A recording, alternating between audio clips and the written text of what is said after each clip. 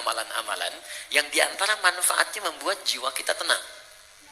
Ya, contoh, Allah menyebutkan orang yang sering berzikir itu hatinya tenang. Quran surah 13 ayat ke-28. Ala bizikrillahi tatma'innul qulub. Kata Allah, ala, yakinkan pada jiwamu, aku informasikan dengan kuat, bizikrillahi, dengan banyak berzikir kepada Allah. Banyak di sini musahabah, membangun kedekatan.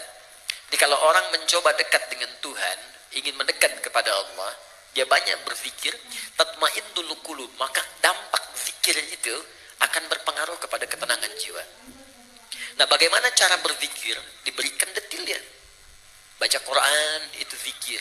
Makanya Al-Quran disebut dengan zikir. Quran surah ke-15 Al-Hijr ayat ke-9. Inna nahnu nazzalna dzikra.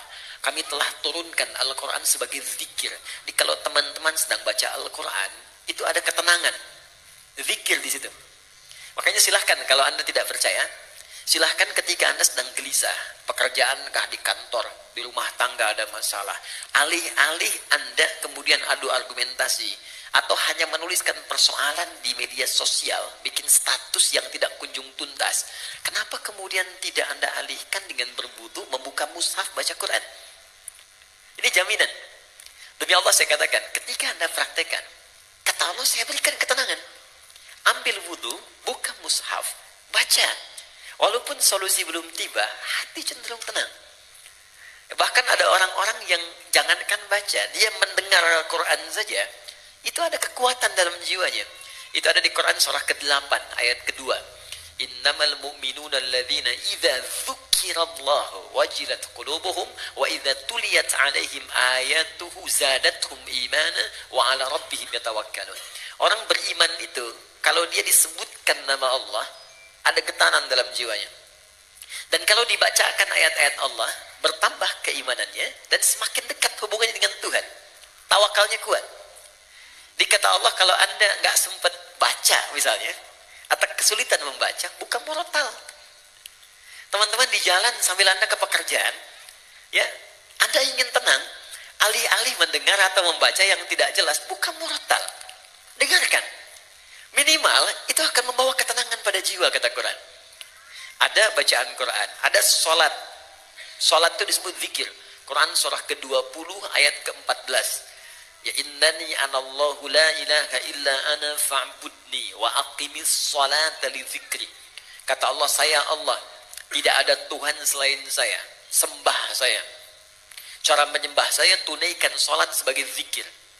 Karena itu banyak dulu orang-orang yang ketika sedang gelisah, ada masalah, dia memilih untuk berwudu, ada yang datang ke masjid, ada yang sholat di rumahnya, minimal ketenangan tiba. Doa, bagian dari zikir. Ya, Quran surah ke-7, ayat ke-205. Wadhkur rabbaka fi nafsika tadarruan wa khifatan wa dunal jahri minal qaul. Silahkan kau berdoa sebagai zikir. Karena itu orang berdoa cenderung tenang. Nah ini disatukan saat kita akan tidur. Silakan Bapak Ibu cek. Bukankah saat akan tidur berdoa? Ya? Bukankah saat akan tidur diajarkan baca ayat-ayat?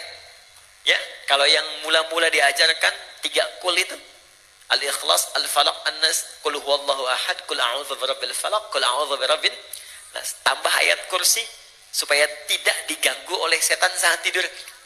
Ya, ingat, kita tidur, setan datang dalam tidur. Ya, datang dalam tidur. Makanya kalau ada mimpi buruk, Nabi mengatakan dia diganggu oleh setan.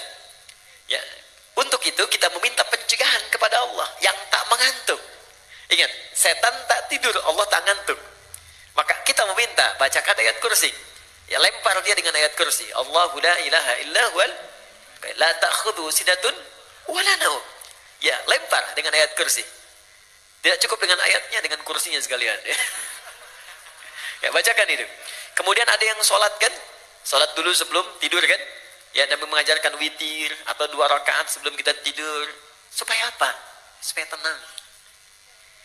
Jadi gini, saya ingin ajarkan, mohon maaf, berbagi bukan mengajarkan. Saya ingin berbagi begini. Agama itu ketika memerintahkan kepada kita, bukan ingin memberi beban.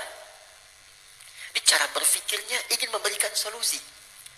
Ketika Allah minta kita sholat, sebetulnya ingin memberikan ketenangan. Minta kita berdoa supaya kita nyaman.